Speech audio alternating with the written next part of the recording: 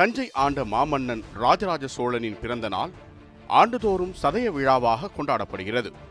தஞ்சை பெரிய கோயில் வளாகத்தில் அமைக்கப்பட்டுள்ள பந்தலில் இசை நிகழ்ச்சிகள், நாட்டியம், பட்டிமன்றம், திருமுறை அரங்கம் உள்ளிட்ட பல்வேறு நிகழ்வுகள் நடைபெறுவது வாடிக்கை. ராஜராஜ சோழனின் வரலாறு கொண்டாடப்பட்ட போதிலும் அவர் குறித்த விமர்சனங்கள் சமீப காலமாக ஒரு சிலரால் முன்வைக்கப்படுவதையும் தவிர்க்க முடியாது. இந்த நிலையில் இதற்கு விடை காண ராஜராஜ சோழனின் வரலாற்று பக்கங்களை புரட்டி பார்க்க வேண்டியது அவசியமாகிறது. ராஜராஜன் காலம் பொற்காலம்னு எல்லாம் சொல்லுவாங்க. அந்த ராஜராஜன் காலம்தான் நம்மோட இருண்ட காலம்னு நான் சொல்லுவேன். மிகப்பெரிய சூழ்ச்சியின் அடிப்படையில் என்னுடைய நிலம் பறிக்கப்பட்டது அவனுடைய ஆட்சி காலத்தில்தான். தஞ்சை டெல்டா பகுதியில் இருந்த என் நிலம் பறிக்கப்பட்டது அவனுடைய காலகட்டத்தில் தான். சாதிய முறையிலான மிகப்பெரிய ஒடுக்குமுறை ஆரம்பிக்கப்பட்டதும் ராஜராஜன் ஆட்சியில தான். தஞ்சையில் நடைபெற்ற கூட்டம் ஒன்றில் ராஜராஜன் குறித்து ஆவேசமாக இயக்குனர் ப. ரஞ்சித் தெரிவித்த கருத்துக்கள் இவை. ராஜராஜ சோழன் குறித்து இதற்கு முன்னரும் பலரும் இதுபோன்ற விமர்சன கருத்துக்களை பேசியும் எழுதியும் வந்துள்ளனர். ஆனால் அப்போது எல்லாம் எழாத கடுமையான எதிர்ப்புகள் ப. ரஞ்சித்தின் பேச்சுக்கு எழுந்தன. இதன் காரணமாக ராஜராஜன் குறித்த பல கேள்விகளும் எழத் தொடங்கின. இதன் காரணமாக ராஜராஜ சோழன் குறித்த மீளாய்வுகளும் தற்போது சூடுபிடித்துள்ளன. மேலும் இயல்பாகவே ராஜராஜன் குறித்த பல கேள்விகளும் எழத் தொடங்கியுள்ளன. ராஜராஜனின் காலம் உண்மையில் இருண்ட காலமா, பொற்காலமா? ராஜராஜன் பிராமணர்களுக்கு அதிக சலுகைகள் அளித்து தாழ்த்தப்பட்டவர்களை ஒடுக்கினாரா? தேவரடியார் என்ற முறை உண்மையிலேயே இழிவான முறைதானா? தஞ்சை கோயிலை கட்டி அதன் கோபுரத்தில் 80 டன் எடையுடைய கல்லை ராஜராஜன் எவ்வாறு ஏற்றினான்? கடல் கடந்து சென்று இலங்கை மண்ணில் புலிக்கொடியை ராஜராஜன் பறக்கவிட்டது எப்படி? கடுமையான வரிகளை விதித்து ராஜராஜன் பொதுமக்களை அவதிக்கு உள்ளாக்கினானா என்பன போன்ற கேள்விகளுக்கு விடை காண்பதில் இருந்து ராஜராஜ சோழன் எத்தகையவர் என்பதை அறிந்து கொள்ள முடியும். சங்க காலத்தில் தமிழகத்தில் கோலோச்சி வந்த சோழர்களின் ஆதிக்கம் கிபி 3ஆம் நூற்றாண்டில் களப்பிரர்களின் வருகைக்கு பிறகு வீழ்ச்சியை சந்திக்க நேரிட்டது. அதன் பிறகு 300 ஆண்டுகளுக்கும் மேலாக ஆட்சியில் இல்லாமல் இருந்த சோழர்களின் வரலாற்றை விஜயாலய சோழன் கிபி 7ஆம் நூற்றாண்டில் மீண்டும் மீட்டெடுத்தான். அவரைத் தொடர்ந்து ஆதித்த சோழன், 1ஆம் பராந்தகன், கண்டராதித்தன் ஆகியோர் அடுத்தடுத்து ஆட்சி பொறுப்புக்கு வந்தனர். கண்டராதித்தனின் மறைவுக்கு பிறகு அவரது மகன் உத்தம சோழன் மன்னராக பதவியேற்றிருக்க வேண்டும். ஆனால் உத்தம சோழன் அப்போது சிறுவனாக இருந்ததால் கண்டராதித்தனின் சகோதரர் மகனான சுந்தர சோழர் மன்னரானார். சோழ சாம்ராஜ்யத்தின் புதிய மன்னராக பொறுப்பேற்ற சுந்தர சோழருக்கு 2 மகன்கள் இருந்தனர். ஒருவர் ஆதித்த கரிகாலன், மற்றொருவர் அருண்மொழிவர்மன் என்ற இயற்பெயர் கொண்டவரான ராஜராஜ சோழன். ராஜராஜ சோழர் எந்த ஆண்டு பிறந்தார் என்ற தகவல் இல்லை. ஐப்பசி மாதத்தின் சதய நாளில் ராஜராஜன் பிறந்தார் என்ற தகவல் மட்டும் கிடைத்துள்ளது. அதன் காரணமாகத்தான் அவரின் காலத்தில் கட்டப்பட்ட கோயில்களில் சதய தினத்தன்று கோயில் திருவிழாக்கள் நடத்தப்பட்டது. ராஜராஜ சோழனுக்கு 10க்கும் மேற்பட்ட மனைவிகள் இருந்ததாக குறிப்புகள் தெரிவிக்கின்றன. குந்தவை, மாதேவடிகள் உள்ளிட்ட 3 மகள்களும் ராஜேந்திர சோழன் என்ற மகனும் இருந்தனர். தனது சகோதரி குந்தவை மீதான அன்பின் வெளிப்பாடாக ஒரு மகளுக்கு குந்தவை எனவும், தனது பாட்டி செம்பியன் மாதேவியின் நினைவாக மற்றொரு மகளுக்கு மாதேவடிகள் எனவும் பெயர் சூட்டினார் ராஜராஜன். ராஜராஜனின் தந்தையான சுந்தர சோழர் மன்னராக பொறுப்பேற்றவுடன் தனது மூத்த மகன் ஆதித்த கரிகாலனுக்கு இளவரசனாக பட்டம் சூட்டி வைத்தார். தனக்கு பிறகு ஆதித்த கரிகாலனை மன்னனாக முடிசூட்டி வைக்கலாம் எனவும் கனவு கண்டார். ஆனால் அந்த கனவை கனவாகவே இருக்கச் செய்யும் பொருட்டு நடந்தேறியது அந்த நிகழ்வு. சுந்தர சோழரின் மூத்த மகனும் ராஜராஜ சோழனின் சகோதரருமான ஆதித்த கரிகாலன் மர்ம நபர்களால் திடீரென ஒரு நாள் படுகொலை செய்யப்பட்டார். இந்த செய்தி சோழ நாட்டு மக்களையும் சுந்தர சோழரையும் ராஜராஜ சோழனையும் மீளா துயரத்தில் ஆழ்த்தியது. ராஜராஜ சோழன் அந்த சோகத்தில் இருந்து மீண்டு வந்துவிட்டாலும் சுந்தர சோழரை புத்திர சோகம் வாட்டியது. அதன் விளைவாக மனவேதனையிலேயே அவர் காலமானார். இப்போது சோழ ராஜ்யத்தை யார் தலைமையேற்று நடத்தப் போகிறார்கள் என்ற கேள்வி எழுந்தது. முறைப்படி சுந்தர சோழருக்கு பிறகு அவரது 2வது மகனான ராஜராஜ சோழன் பதவியேற்கும் சூழல் ஏற்பட்டது. ஆனால் திரைக்கதையில் பெரும் திருப்பம் அப்போதுதான் ஏற்பட்டது. சுந்தர சோழருக்கு அடுத்து மன்னராக பதவியேற்க உரிமை கோரினார் மதுராந்தக உத்தம சோழர். சிறுவனாக உத்தம சோழர் இருந்ததால் தான் அவருக்கு பதிலாக சுந்தர சோழர் பதவியேற்றிருந்தார். ஆகவே அவரது மறைவுக்கு பிறகு தன்னை மன்னராக்கும்படி உத்தம சோழர் உரிமை குரல் எழுப்பினார். அவரது தரப்பு நியாயத்தை புரிந்து கொண்ட ராஜராஜ சோழன் தனக்கு பதிலாக உத்தம சோழர் புதிய மன்னராக பதவியேற்க சம்மதித்தார். உத்தம சோழர் விரும்பும் வரை அவர் மன்னராக பதவி வகிக்க தாம் சம்மதிப்பதாகவும் கூறினார். அதன்படி உத்தம சோழரும் மன்னராக பொறுப்பேற்று சில காலம் சென்ற நிலையில் திரைக்கதையில் மீண்டும் ஒரு திருப்பம் ஏற்பட்டது. ராஜராஜ சோழரின் சகோதரரான ஆதித்த கரிகாலனை கொலை செய்தவர்கள் யார் என்பதை புதிய மன்னனான உத்தம சோழர் கண்டுபிடிப்பார் என அனைவரும் எதிர்பார்த்தனர். ஆனால் அப்போதுதான் தெரிந்தது ஆதித்த கரிகாலனை ஆட்களை வைத்து கொலை செய்ததே உத்தம சோழர்தான் என்பது. இது மக்களிடையே பெரும் அதிருப்தியை ஏற்படுத்தியது. உத்தம சோழருக்கு பதிலாக ராஜராஜன் மன்னராக பதவியேற்க வேண்டும் என பொதுமக்கள் விரும்பத் தொடங்கினர். ஆனால் அதற்கு 12 ஆண்டுகள் காத்திருக்க வேண்டியிருந்தது. கிபி 985ஆம் ஆண்டு உத்தம சோழர் காலமானதை அடுத்து மக்களின் ஏகோபித்த ஆதரவோடு சோழராஜ்யத்தின் மன்னராக முடிசூட்டிக் கொண்டார் ராஜராஜ சோழன். ராஜராஜ சோழனின் இயற்பெயர் அருள்மொழிவர்மன். மன்னராக பதவியேற்ற போதுதான் ராஜராஜன் என்ற பெயர் அவருக்கு சூட்டப்பட்டது. ராஜராஜ சோழன் பதவியேற்றவுடன் முதல் வேளையாக தனது சகோதரன் ஆதித்த கரிகாலனை கொலை செய்தவர்களை தண்டிக்க முடிவெடுத்தார். அதன்படி ரவிதாசன், சோமன் சாம்பவன் உள்ளிட்டவர்கள் கைது செய்யப்பட்டு தண்டிக்கப்பட்டார்கள். அவர்களின் சொத்துக்களும் முடக்கப்பட்டன. அடுத்ததாக தனது வருங்கால திட்டங்களை வகுக்க தொடங்கிய ராஜராஜன் சோழ ராஜ்யத்தின் எல்லைகளை விஸ்தரிக்கும் நடவடிக்கைகளில் ஈடுபட ஆரம்பித்தார். தொடக்கத்தில் சோழ அரசு என்பது அத்தனையொன்றும் விரிவடைந்த சாம்ராஜ்யமாக இருக்கவில்லை. தஞ்சாவூரும் திருச்சியும் மட்டுமே சோழ நாடாக இருந்தன. பின்னர் தொண்டை நாடு, கொங்கு நாடு, இலங்கையின் சில பகுதிகளும் சோழ சாம்ராஜ்யம் என்ற குடையின் கீழ் கொண்டு வரப்பட்டன. அந்த பரந்த நிலப்பரப்பை ஆளும் பொறுப்பைத்தான் ராஜராஜன் ஏற்றிருந்தார். தமிழக மன்னர்களில் நிரந்தரமாக இராணுவம் வைத்துக் கொள்வதன் முக்கியத்துவத்தை உணர்ந்தவராக ராஜராஜ சோழனே குறிப்பிடப்படுகிறார். மற்ற மன்னர்கள் போர் சமயங்களில் மட்டுமே இராணுவத்தை திரட்டும் பணியில் ஈடுபட்டிருக்க, எப்போதும் இருக்கும்படியான நிரந்தர இராணுவத்தை நிறுவினார் ராஜராஜன். அது மட்டுமல்லாது அனைத்து படைகளுக்கும் அவரே தலைவராக பொறுப்பேற்றார். பிராமணர்களுக்கு தனது படையில் முக்கிய பதவிகளையும் வழங்கினார். ராஜராஜ சோழனின் தொடக்ககால வெற்றிகளில் மிக முக்கியமானதாக குறிப்பிடப்படுவது காந்தலூர் சாலை போர். இந்த போருக்கு காரணமாக அமைந்தது சோழ தூதுவன் ஒருவனின் கைது நடவடிக்கை.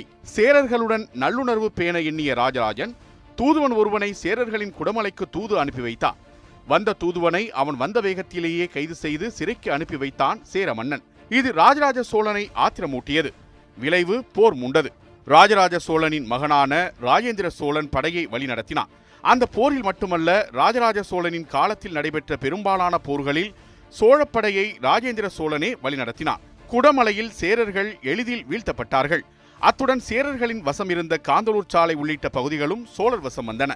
கேரளாவின் பத்மநாப சுவாமி கோயிலையும் கைப்பற்றிய ராஜராஜன் கோயில் அதிகாரத்தை 8 வீட்டு பிள்ளைகள் என்ற நிலப்பிரபுகளுக்கு அளித்தான். அதுவரை பத்மநாப சுவாமி கோயிலில் மேற்கொள்ளப்பட்டு வந்த தாந்திரீக முறையிலான வழிபாடுகள் கைவிடப்பட்டன. அங்கு மட்டுமல்லாது சோழ நாடு முழுவதுமே பிற வழிபாட்டு முறைகளை தவிர்த்து ஆகம முறையிலான வழிபாட்டு முறையை ராஜராஜ சோழன் கொண்டு வந்தார். வெற்றிக்கு பிறகு சேர நாட்டில் உள்ள திருநந்திக்கரை என்னுமிடத்தில் ஆண்டுதோறும் தன்னுடைய பிறந்த நாளில் விழா எடுக்க ராஜராஜன் ஆணையிட்டார். அதாவது சோழ மன்னனான தனது பிறந்த நாளை சேர நாட்டில் ஆண்டுதோறும் கொண்டாட ஆணையிட்டார். களப்பிரர்களின் நிலமான கர்நாடகாவின் மீதும் இலங்கையின் மீதும் ராஜராஜனுக்கு எப்போதும் ஒரு கண் இருந்து வந்தது. போர் புரிவதற்கான தக்க சமயத்தை எதிர்நோக்கி காத்திருக்க தொடங்கினார். சோழர்கள் அடிப்படையில் நீர் மேலாண்மையில் சிறந்து விளங்கினர். சோழர்கள் நமக்கு கொடுத்து சென்ற கொடைகளில் முக்கியமானவையாக ஏரிகளை சொல்லலாம். தமிழகத்தின் மிகப்பெரிய ஏரியான வீராணம் ஏரி உள்ளிட்ட பல ஏரிகள் சோழர்களின் ஆட்சியில்தான் வெட்டப்பட்டன. 20 கிலோமீட்டர் நீளமும் 5 கிலோமீட்டர் அகலமும் கொண்ட வீராணம் ஏரியை முதலாம் பராந்தக சோழன் வெட்டினான். அச்சோழனின் மற்றொரு பெயர் வீரநாராயணன். எனவே அவனின் பெயரே ஏரிக்கும் வைக்கப்பட்டது. தமிழர்களின் கட்டுமான சாதனையாக விளங்கும் கல்லணையை கட்டிய கரிகாலனும் ஒரு சோழ மன்னன்தான். தனது முன்னோர்களை முன்மாதிரியாக கொண்டு ராஜராஜனும் நீர் மேலாண்மையில் மெச்சும்படியான பல திட்டங்களை கொண்டு வந்தார். நெல் விவசாயத்திற்காக காவிரியின் கிளைகளை அதிகப்படுத்தி நீர் அனைத்து பகுதிகளுக்கும் சென்று சேர வழி ஏற்படுத்தினார். தரிசாக இருந்த பல நிலங்களை விளைநிலங்களாக மாற்றினார். வட தமிழகத்தின் வறண்ட பகுதிகளுக்கும் காவிரி நீரை கொண்டு சேர்க்க முயற்சிகள் மேற்கொள்ளப்பட்டன. ராஜராஜனின் காலத்தில் சிறியதும் பெரியதுமாக நூற்றுக்கணக்கான ஏரிகள் வெட்டப்பட்டன. ராஜராஜனின் ஆட்சி காலத்தில் உழவர்களின் முக்கிய பண்டிகையாக இந்திர விழா இருந்துள்ளது. ஆண்டின் தொடக்கத்தில் உழவர்கள் இந்திரனுக்கு விழா எடுத்து வழிபாடு நடத்தியுள்ளனர். 13ஆம் ஆண்டிற்கு பிறகுதான் உழவர்களின் பிரதான பண்டிகையாக பொங்கல் பண்டிகை உருவெடுத்துள்ளது. ராஜராஜனின் காலம் நிலவுடைமை காலம் என்பதால் வேளாளர்களின் நிலை மேன்மையடைய தொடங்கியது. பிராமணர்களும் வேளாளர்களும் சமூகத்தில் உயர்ந்த நிலையை அடைய தொடங்கினர்.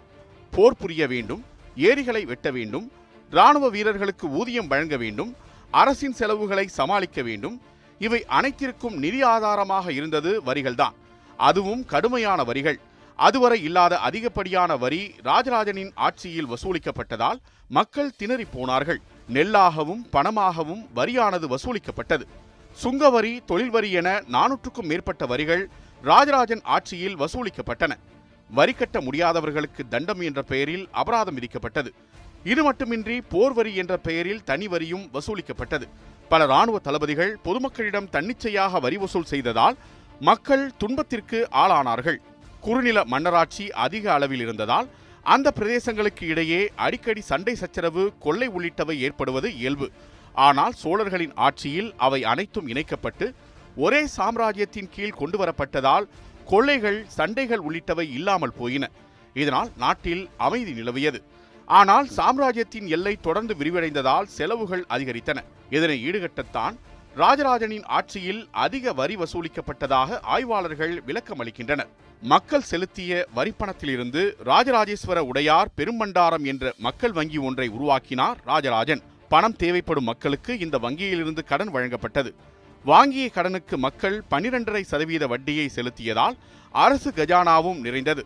இவ்வாறு ஒருபுறம் ஆட்சி நிர்வாகத்தில் கவனத்தை செலுத்திய ராஜராஜன் மறுபுறம் தொடர்ந்து போர்களிலும் ஈடுபட்டு வந்தார். சேர நாட்டை கைப்பற்றிய அவர் அதனைத் தொடர்ந்து ஆந்திர, கர்நாடக பகுதிகளை கைப்பற்றினார். ராஜராஜன் இலங்கையை வெற்றி கொண்டது சோழ வரலாற்றில் ஒரு மைல்கல்லாக அமைந்தது. ராஜராஜனுக்கு முன்பாகவே தமிழ் மன்னர்கள் இலங்கை சென்று போர் தொடுத்து வெற்றி வாகை சூடியுள்ளனர். இலாரா என்ற தமிழக மன்னன் இலங்கையின் ஒரு பகுதியை வென்று 40 ஆண்டுகள் ஆட்சி புரிந்ததாக கூறப்படுகிறது.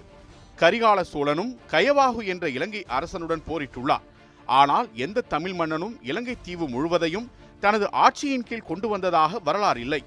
ஆனால் ராஜராஜ சோழன் அந்த வரலாற்றை மாற்றி எழுதினார். கடல் வணிகத்தை மேம்படுத்துதல் உள்ளிட்ட காரணங்களுக்காக இலங்கையை கைப்பற்ற திட்டம் வகுக்க தொடங்கினார் ராஜராஜன்.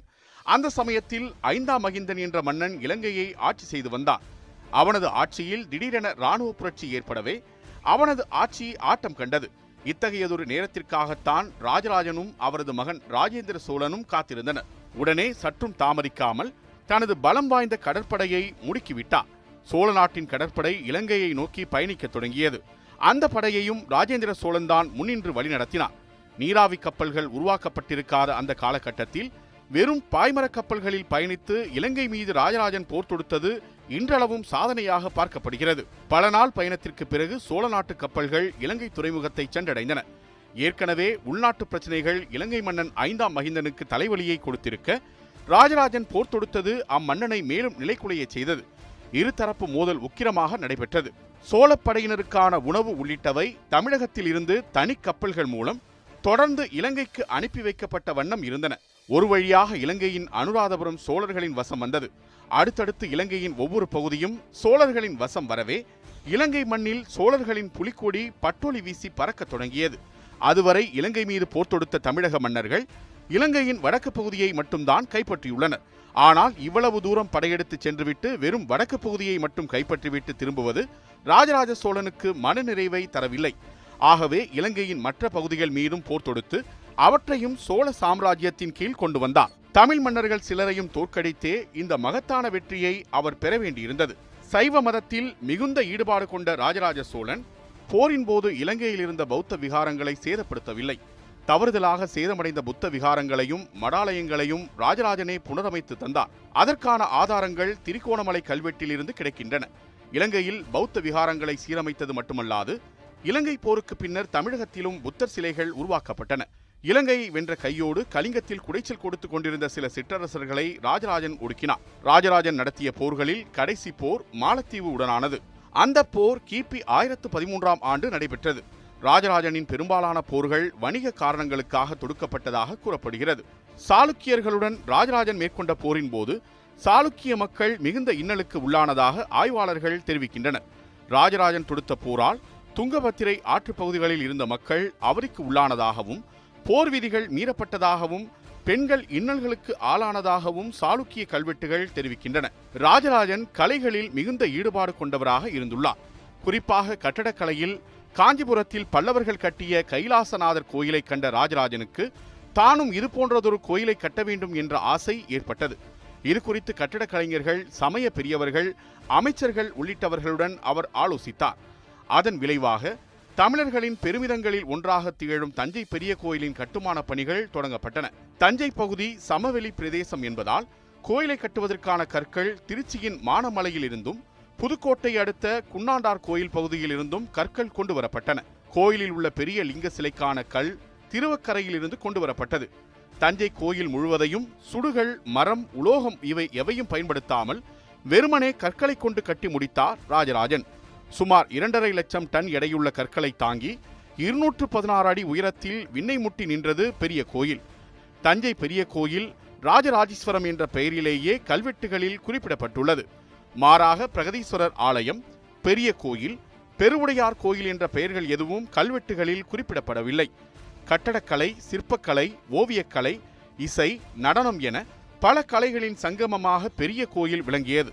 கோயில் கட்டுமான வேலைகளில் இருந்து அனைத்து தகவல்களையும் கோயில் கல்வெட்டில் பதித்தார் ராஜராஜன். பொதுவாக கோயில்களில் அன்பளிப்பு, தானம் கொடுத்தவர்களின் பெயர்கள் மட்டுமே கல்வெட்டில் பொறிக்கப்படுவது வழக்கம். ஆனால் தஞ்சை கோயிலுக்கு யார் யார் என்னென்ன கொடுத்தார்கள் என்ற விவரம் முழுவதையும் கல்வெட்டில் பொறிக்க மன்னர் ஆணையிட்டார். மேலும் கோயிலை கட்டிய தலைமை சிற்பி குஞ்சரமல்லன் தொடங்கி கடைக்கோடி சாதாரண ஊழியர்கள் வரை அனைவரது பெயரையும் கல்வெட்டில் பொறித்து சாதாரண மக்களையும் சரித்திரத்தில் இடம்பெறச் செய்தார் ராஜராஜ சோழன். அத்துடன் கோயிலை கட்டிய தலைமை சிற்பிக்கும் 1600 பணியாளர்களுக்கும் முடி திருத்தும் தொழில் செய்பவருக்கும் ராஜராஜன் என்ற தனது பெயரையே பட்டமாக வழங்கி கௌரவப்படுத்தினார். தொடக்கத்தில் பெரிய கோயிலின் கோபுரம் முழுவதையும் செப்பு தகடுகளால் போர்த்தி அதன் மீது தங்கத் தகடுகளை ராஜராஜன் அமைத்தார். ஆனால் பின்னர் ஏற்பட்ட படையெடுப்புகளில் கோயில் கோபுரத்தில் இருந்த தங்கத் தகடுகள் களவாடப்பட்டன. தஞ்சை பெரிய கோயிலின் கோபுரக்கல் 80 டன் எடை கொண்டது என்பதும் அது ஒரே கல்லில் செதுக்கப்பட்டது என்பதும் அனைவரும் கூறும் தகவல். அந்த ஒற்றைக்கல் எவ்வாறு கோயிலின் மீது ஏற்றப்பட்டது என்பது குறித்து பலரும் பல்வேறு கருத்துக்களை கூறி வருகின்றனர். அதற்கு விடை, கோயிலின் மீது இருக்கும் கல் ஒற்றைக்கல் அல்ல, அதன் எடையும் 80 டன் அல்ல. பல கற்களை இணைத்தே ஒற்றைக்கல் போல தோற்றமளிக்கும் வகையில் அந்த கோபுரக்கல் வடிவமைக்கப்பட்டுள்ளது. அதே போல தஞ்சை பெரிய கோயிலின் கோபுர நிழல் கீழே விழாது என்பதும் சுவாரஸ்யமான வதந்திதான். கோயிலில் தற்போது உள்ள மிகப்பெரிய நந்தி சிலை ராஜராஜ சோழனால் நிறுவப்பட்டதல்ல. கோயிலில் உள்ள பெரிய அளவிலான சிவலிங்கத்திற்கு இணையான பெரிய நந்தி சிலையை பின்னாளில் நாயக்கர் தான் நிறுவினார்கள். பெரிய கோயிலில் வடமொழி பாடல்களை காட்டிலும் தமிழ் பாடல்களுக்கு ராஜராஜன் முக்கியத்துவம் அளித்தார். கோயில் தேவரடியார்களுக்கு பாணர்களை கொண்டு பாடல்கள் கற்றுக் கொடுக்க ஏற்பாடு செய்ததுடன் நாட்டியத்திற்காக 400 பெண்களையும் நியமித்தார். ராஜராஜன் தனது ஆட்சி காலத்தில் அனைத்து கோயில்களிலும் ஆகம முறை வழிபாட்டை கட்டாயமாக்கினார். வேறுவித வழிபாடுகளுக்கு கோயில்களில் இடமளிக்கப்படவில்லை. ஆகம முறை வழிபாட்டை செய்ய பிராமணர்கள் பணியமர்த்தப்பட்டார்கள். கோயில்களில் பணியாற்றும் பிராமணர்கள் கோயில்களுக்கு அருகேயே குடியமர்த்தும் முறையை ராஜராஜனும் பின்பற்றினார். பிரம்மதேயங்கள், சதுர்வேதி மங்களங்கள் என்ற பெயரில் பிராமணர் குடியேற்றங்களையும் அமைத்துக் கொடுத்தார். பிராமணர்களுக்கு ராஜராஜன் நிலங்களை வழங்கினாலும் நிலங்கள் மீதான ஆதிக்கம் மன்னனின் கையில்தான் இருந்ததாக ஒரு தரப்பினர் தெரிவிக்கின்றனர். இதனை மறுக்கும் எதிர்த்தரப்பினர் ராஜராஜன் பிராமணர்களுக்கு முக்கியத்துவமும் சலுகைகளையும் கொடுத்து ஏற்றத்தாழ்வுகளுக்கு வழிவகை செய்ததாக குற்றம் சாட்டுகின்றனர். ராஜராஜன் காலத்து சாதிய முறை குறித்த போதுமான அளவு தகவல்கள் கிடைக்கவில்லை. ராஜராஜனின் காலகட்டத்தில் மிகவும் கீழான நிலையில் புலையர்கள் இருந்துள்ளனர். பிணம் எரிப்பது, கழிவுகளை அகற்றுவது போன்றவை அவர்களின் பணிகளாக இருந்துள்ளன. மேலும் பறையர்களுக்கென்று தனிச்சேரியும் தனி சுடுகாடும் இருந்துள்ளன. பறையர்கள் தீண்டத்தகாதவர்களாக நடத்தப்படாவிட்டாலும் அவர்களின் நிலையும் மோசமாகவே இருந்துள்ளது என கூறப்படுகிறது. அது நில உடைமை காலகட்டம் என்பதால் பிராமணர்களுக்கு இணையான ஆதிக்கம் படைத்தவர்களாக வேளாளர்கள் உருவெடுத்தார்கள். நிலம் வைத்துள்ள வேளாண்மை செய்யும் அனைவரும் வேளாளர்கள் என அழைக்கப்பட்டனர். அடிமை முறையும் ராஜராஜனின் காலத்தில் இருந்துள்ளது. குறிப்பிட்ட சில மக்கள் கட்டாய உழைப்புக்கு உட்படுத்தப்பட்டனர். பிராமணர்களுக்கு அதிக சலுகைகள் அளித்தது எவ்வாறு விமர்சனத்திற்கு உள்ளானதோ அதேபோல் ராஜராஜனின் காலத்தில் நிலவிய தேவரடியார் முறையும் விவாதத்திற்கு உள்ளாகி வருகிறது. ஆனால் தேவரடியார்கள் என்பவர்கள் சிவனடியார்களைப் போல தங்களை இறைப்பணிக்காக அர்ப்பணித்துக் கொண்டவர்கள் என ஆய்வாளர்கள் தெரிவிக்கின்றனர். சொத்துக்களை வாங்க, விற்க, திருமணம் செய்து கொள்ள உரிமை உடையவர்களாகவும் தேவரடியார்கள் இருந்துள்ளனர். தேவரடியார் முறை என்பது விபச்சார முறையோ இழிவாக கருதும்படியான நடைமுறையோ இல்லை என ஆய்வாளர்கள் விளக்கம் அளிக்கின்றனர். அரசர்கள் பிராமணர்களுக்கு அடுத்தபடியாக தேவரடியார்கள் மட்டுமே பல்லக்கில் ஏறி பயணம் செய்ய முடியும் என்ற நிலை இருந்துள்ளது. பல தேவரடியார்கள் கோயில்களை கட்டியும் ஏரிகளை வெட்டியும் உள்ளனர். இத்தனைக்கும் மேலாக அன்றைய பல மன்னர்கள் தேவரடியார்களை மணமுடித்துள்ளனர். ஜடாவர்மன் சுந்தரபாண்டியன், திருவிதாங்கூர் மன்னர் ராஜா ராமவர்மா உள்ளிட்டோர் தேவரடியார்களை திருமணம் செய்துள்ளனர். இதன் மூலம் தேவரடியார்கள் சமூகத்தில் உயர்நிலையில் இருந்துள்ளனர் என்பதை அறிய முடிகிறது. ஆனால் அவர்கள் உயர்நிலையில் இருந்தது அனைத்து காலங்களிலும் தொடரவில்லை என்பது உண்மை. ராஜராஜ சோழன் தனது கடைசி காலத்தை கும்பகோணம் அருகே உள்ள உடையாளூர் என்ற இடத்தில் கழித்தார். அங்கேயே கிபி 1014ஆம் ஆண்டு அவரது உயிரும் பிரிந்தது. அவரது சமாதி உடையாளூரிலேயே அமைக்கப்பட்டதாக கூறப்படுகிறது. ஆனால் ராஜராஜனின் சமாதி என கூறப்படும் இடம் ராஜராஜனின் சமாதியாக இருக்க வாய்ப்பில்லை எனவும் அவரது அஸ்தி மட்டுமே அந்த இடத்தில் வைக்கப்பட்டிருக்கலாம் என்ற கருத்தும் உள்ளது. ராஜராஜ சோழனின் மறைவுக்கு பிறகு சோழ சாம்ராஜ்யம் தொடக்கத்தில் சீராக பயணித்து சில ஆண்டுகளுக்குள்ளாகவே தனது கடைசி அத்தியாயத்தை எட்டத் தொடங்குகிறது. ராஜராஜனுக்கு பிறகு அவரது மகன் ராஜேந்திர சோழன் ஆட்சிக்கு வருகிறார். அவர் சிறப்பான முறையிலேயே ஆட்சி செய்கிறார். அவரை தொடர்ந்து ராஜாதிராஜன், இரண்டாம் ராஜேந்திரன், வீர ராஜேந்திரன், அதி ராஜேந்திரன் என அடுத்தடுத்து பலர் சோழ ராஜ்யத்தின் மன்னர்களாக பொறுப்பேற்கின்றனர். ராஜேந்திரனுக்கு வாரிசு இல்லாததால் சாளுக்கிய மரபில் வந்த முதலாம் குலோத்துங்கனும் அவரை தொடர்ந்து சிலரும் சோழ மன்னர்களாக முடிசூடுகின்றனர். சோழ சாம்ராஜ்யத்தை சரிவை நோக்கி அழைத்துச் செல்ல தங்களால் முடிந்ததை அவர்கள் செய்கிறார்கள். குறிப்பாக மூன்றாம் ராஜராஜனின் காலத்தில் சோழ ராஜ்யம் ஒரு கனவை போல கலைய தொடங்குகிறது. கடைசியாக சோழ வம்சம் வீழ்ந்தாலும் 1000 ஆண்டுகள் கடந்தும் வீழாமல் வானுயர்ந்து நிற்கிறது தஞ்சை பெரிய கோயிலும் அதனை கட்டிய மாமன்னன் ராஜராஜ சோழனின் புகழும்.